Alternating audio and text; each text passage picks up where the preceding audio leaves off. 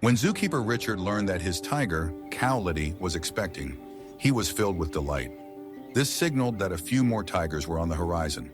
Following months of anticipation, the pivotal moment was near, but Cowlity refused to give birth. Left without options, Richard decided to consult a local veterinarian for an ultrasound. Upon reviewing the results, the vet promptly called the police. What was wrong with the tiger? When the vet alerted the authorities, they assured him that they would arrive promptly. This case required more than just veterinary expertise. The tiger needed an operation. Something abnormal was occurring inside her stomach. The situation was precarious, teetering between life and death. Once the police arrived, they assisted the vet in tranquilizing the now near-lifeless tiger. Their help extended to Richard as they urged him, "Sir, we need your cooperation." Richard was taken aback. What mistake had he made? He found himself answering a barrage of questions about himself and Cowlity, whom he had tenderly reared since she was a cub. After completing the inquiries, a gasp of astonishment erupted from the surgery room. "I'm at a loss for words," marveled the vet. What was the startling discovery he had made inside the tiger? For about a year, Richard had eagerly anticipated Cowlity's pregnancy. Deeply affectionate towards her, he wanted to ensure her delivery would be successful. But finding a suitable mate was no easy task. Richard searched for months, contemplating whether he should accept that his aspirations were unrealistic and seek another tiger elsewhere. However, after relentless searching, he finally found the right individual. The man was available, and within days he stood outside Richard's zoo to ensure Cowlity was bred successfully. Richard was ecstatic and eagerly counted the days until Cowlity delivered. After roughly 2 weeks, Richard reached out to the vet for an initial ultrasound to confirm Cowlity's pregnancy. The vet conducted a thorough checkup, confirming that both the mother and her cubs were fine.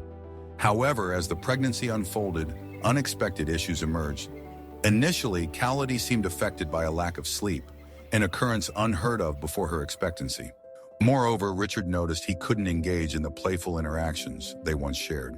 Despite his repeated attempts to understand this, Cowlity became increasingly restless as the pregnancy progressed. Richard held on to the vet's assurance, believing these behaviors were normal and would soon pass.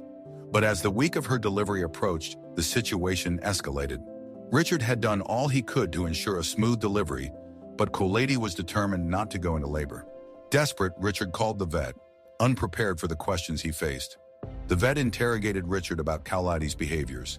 He reported her initial restlessness, which had now morphed into sluggishness. Alarmed, the veterinarian instructed him to lay Cowlity down properly, insisting that this might be the prelude to her birthing her cubs. But coaxing Cowlity was far from straightforward. Her disposition was increasingly aggressive. Richard feared being attacked by his own tiger. He hesitated. Would it be wise to proceed? What if she turned on him? The ramifications could spell trouble for both Richard and his beloved tiger. However, the vet reassured Richard that this was the only solution to ensure the survival of Cowlity and her unborn cubs. With this revelation, Richard approached Cowlity cautiously. Successfully navigating her into position, the vet then requested Richard to check her stomach. Could there be a small lump he hadn't noticed earlier in her pregnancy? Richard's inspection led to an unexpected finding. A noticeable lump was indeed present. Fear crept in as Richard grappled with the question, was his tiger all right? He quickly questioned the vet about Cowlity's well-being. The vet's voice grew somber, announcing that an ultrasound was needed immediately. He urged Richard to remain calm. Getting to Richard's abode was a challenge, but the vet knew time was of the essence. To expedite the process, Richard suggested that one of his friends fetch the veterinarian using a motorcycle. This would allow her to arrive as quickly as possible. The veterinarian accepted the plan and retreated to her office to wait for Richard's friend. Richard's pal picked up the vet, and within moments they arrived at Richard's farm. The vet immediately began her examination, noticing that Cowlity remained completely still. However, as the vet approached, Cowlity started moving again. Knowing she had to tranquilize Cowlity, the vet required all the assistance she could gather. Cowlity became increasingly restless, so initially Richard and his friend maintained their distance, hoping she would calm down. The vet realized she had no alternative left. There was a chance that Cowlity and her cubs might not survive. The vet consulted Richard on how to proceed. The decision was incredibly tough for him. He was aware that making the wrong choice could lead to disastrous results. After much thought, he let his heart guide his decision instead of his head. Richard became certain he had to tranquilize Cowlity to ensure a safe birth, granting the vet permission to administer stronger medication. However, their safety was a priority as Cowlity grew more agitated. The vet advised Richard and his buddy to gradually exit the enclosure, but Cowlity didn't take kindly to this plan. She became even more agitated, leading to Richard's reluctance to leave her in such a state. She needed to be tranquilized for her well-being. Consequently, Richard moved away faster than expected. After this, the vet was able to carry out her job. Richard and his friend cleared the area, and the vet prepared the medication, successfully tranquilizing Cowlity. These were times of high anxiety for both Richard and the vet. Was something wrong with Cowlity? The ultrasound process proved complicated, as her restless nature prevented her from lying in an ideal position. The vet requested Richard's help in adjusting her. After this, the vet finally conducted the ultrasound. While doing so, the tone of the vet shifted from hopeful to gloomy. After scrutinizing the ultrasound results for many minutes, the vet announced to Richard that he urgently needed to make a phone call. Richard was puzzled. Who could the vet possibly need to speak with? His worry escalated. Were his 2 tigers all right? The vet reassured Richard that his tigers were robust, but that Cowlity would require ample rest before birthing her cubs. He agreed and returned to the zoo with the vet. However, after some time, Richard heard a bizarre disturbance. Police had arrived at his ranch. Initially dumbfounded, he realized it was the vet who had alerted the authorities. The vet then turned to Richard and explained the situation. To Richard's astonishment, Cowlity would require surgery, as the vet discovered an unfamiliar object mingled with the cubs in her belly. Police assistance was necessary to operate safely on Cowlity and sedate her correctly, as the vet only had a common sedative available.